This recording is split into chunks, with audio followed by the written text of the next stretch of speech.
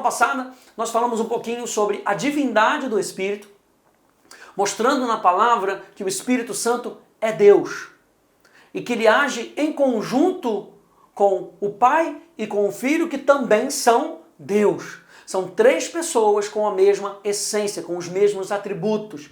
Que atributos são esses? Onipresença, onisciência, onipotência, né? E o desdobramento disso tudo, verdade, vida, justiça, santidade. O Espírito Santo tem os mesmos atributos que o Filho tem. O Filho é a verdade, o Filho tem vida em si mesmo, né? O Filho é santo, o Pai é vida, o Pai é a verdade, o Pai é santo. Então são os mesmos atributos. E a gente também diz que o Espírito Santo é uma pessoa. O que isso quer dizer? Que quando a gente está falando que ele é uma pessoa, que ele tem uma personalidade, não estamos falando que o Espírito Santo é um ser humano. Mas nós estamos falando que ele tem personalidade, que ele tem intelecto, que ele tem vontade, que ele tem sentimentos. Lembre-se que quando nós fomos criados, nós que somos seres humanos, nós fomos criados à imagem de Deus. Então, se nós temos personalidade, é porque Deus tem personalidade, né? Deus tem uma personalidade perfeita. Nós temos uma personalidade que é afetada pelo pecado que tenazmente nos assedia. Mas o Espírito Santo, por ser Deus, ele tem uma personalidade perfeita. Então vamos ver algumas características que identificam o Espírito Santo como sendo uma pessoa. A primeira coisa que nós vamos ver é que ele tem um intelecto. A.W. Tozer, ele diz o seguinte: o Espírito Santo não é um entusiasmo, ele é uma pessoa. Escreva isso com letras maiúsculas, que o Espírito Santo não é apenas um ser que tem outro modo de existência, mas ele mesmo é uma pessoa, com todas as qualidades e poderes de uma pessoa, da personalidade. Ele não é matéria, mas é substância. O Espírito Santo tem vontade, inteligência, sentimento, conhecimento, compaixão e capacidade para amar, ver, pensar, ouvir, falar e desejar como qualquer pessoa tem. E quando a gente está falando sobre a palavra intelecto, ela está associada à inteligência. Vejam, uma pessoa inteligente, o que é uma pessoa inteligente? É aquela que possui a capacidade de compreender ou a habilidade para resolver situações problemáticas, sejam elas novas ou antigas, mediante a reestruturação dos dados perceptivos. Ou seja, uma pessoa inteligente é aquela que tem a capacidade de perceber o que está acontecendo e trazer uma solução. É uma pessoa que raciocina bem.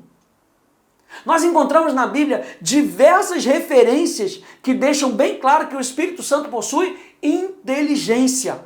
Olha só, Romanos capítulo 8, verso 27, diz: e aquele que sonda os corações sabe qual é a mente do Espírito, porque segundo a vontade de Deus é que ele intercede pelos santos.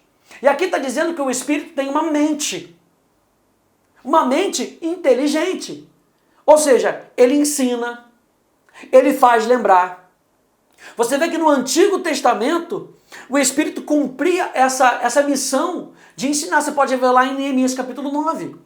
Ninguém discorda que ele é mestre por excelência e nos faz lembrar de tudo o que Jesus nos ensinou. Você lembra lá de João capítulo 14? Jesus falando do outro Consolador, ele vai revelar a vocês e vai ensinar a vocês. Por quê? Porque o Espírito Santo tem uma mente, o Espírito Santo tem inteligência ou habilidade de compreender para resolver situações problemáticas. Você entende isso? Não é maravilhoso você poder ir ao Espírito Santo, que tem o poder e a habilidade para resolver questões problemáticas?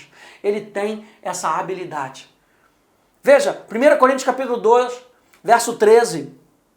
Diz: disso também falamos, não em palavras ensinadas pela sabedoria humana, mas ensinadas pelo Espírito, conferindo coisas espirituais com espirituais, porque ele ensina e faz lembrar.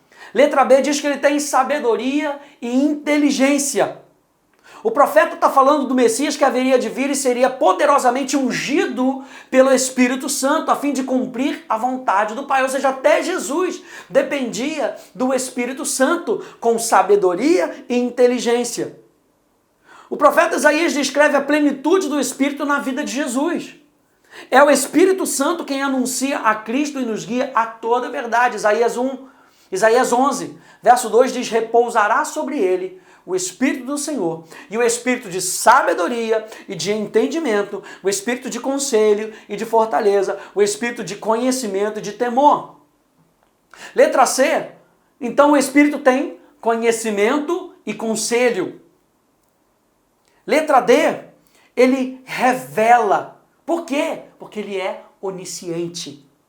Veja Efésios capítulo 1, verso 17. Diz Paulo orando para aqueles homens para que o Deus do nosso Senhor Jesus Cristo, o Pai da glória, vos conceda espírito de sabedoria e de revelação no pleno conhecimento dele. Então a primeira coisa que nós vemos é que o Espírito tem um intelecto. Ele ensina, ele revela, ele aconselha.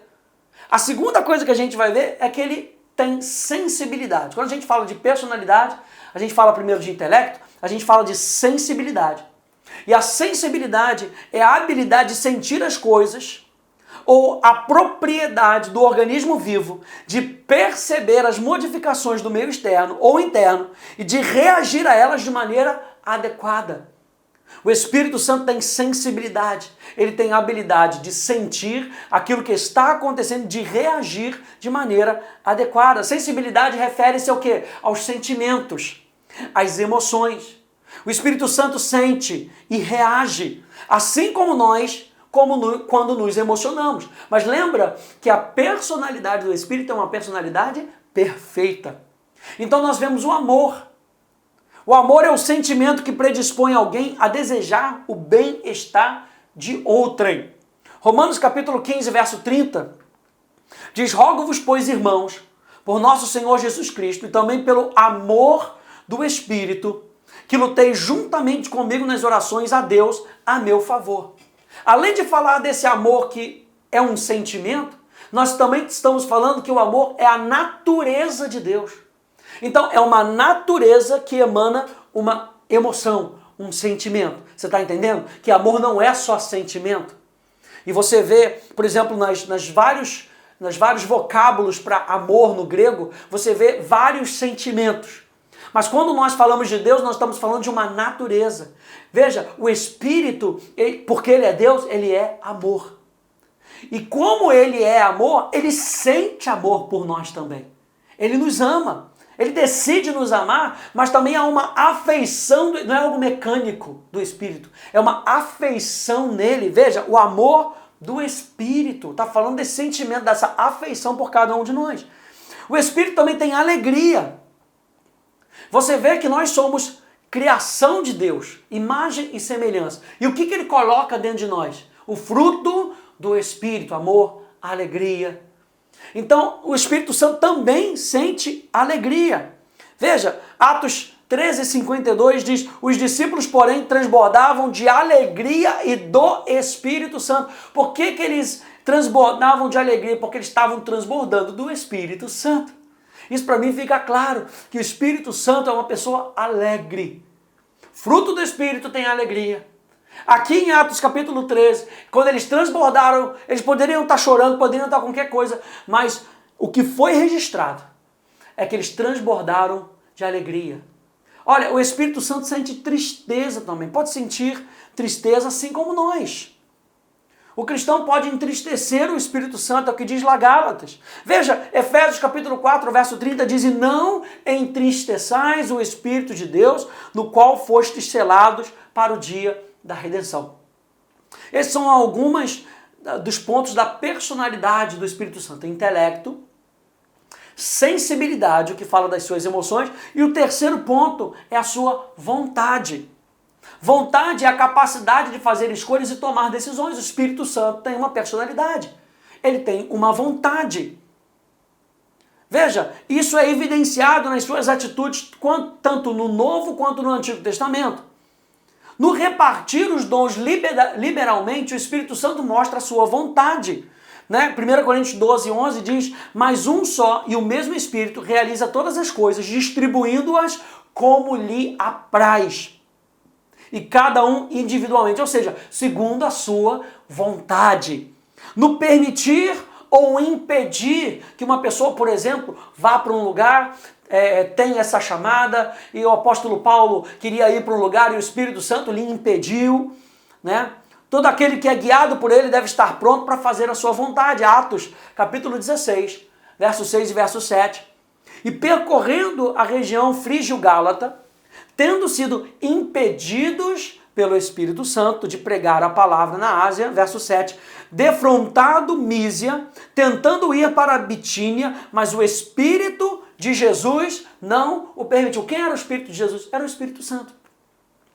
O Espírito Santo estava aqui mostrando a vontade, no convidar. Apocalipse 22, 17, diz o Espírito e a noiva dizem vem.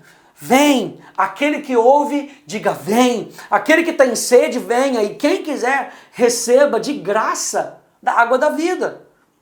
O Espírito Santo nos orienta, ainda estamos falando sobre a vontade. O Espírito Santo nos orienta. Atos 13, 2. E servindo eles ao Senhor e jejuando, disse o Espírito Santo, separai-me agora Barnabé e a Saulo para a obra a que os tenho chamado. O Espírito Santo estava trazendo orientação. Veja, algumas ações são feitas com relação ao Espírito que seriam incompatíveis se ele não tivesse uma personalidade. Ele pode ser obedecido. Você não vai obedecer uma porta. Você não vai obedecer um negócio. Ele é uma pessoa. Ele pode ser obedecido.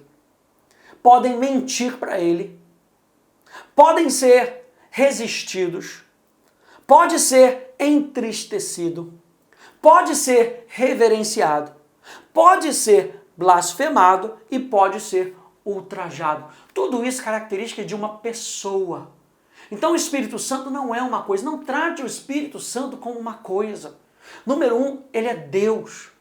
Número 2, ele é uma pessoa. E ele é uma pessoa, ele tem intelecto, ele tem sensibilidade ou emoções e ele tem vontade. E é assim que nós nos relacionamos com o Espírito Santo. Nós nos relacionamos com uma pessoa que é inteligente, que tem emoções e que tem vontade. E toda essa vontade está de acordo com a sua natureza perfeita. Todo o seu intelecto está de acordo com a sua natureza perfeita. Toda a sua sensibilidade está de acordo com a sua natureza perfeita. E é assim que a gente vai se relacionar com o Espírito Santo. Na nossa próxima parte desse curso, a gente vai falar um pouco sobre os símbolos do Espírito e o que isso traz para as nossas vidas e como a gente se relaciona através desses símbolos do Espírito Santo, tá bom? A gente se vê na próxima aula.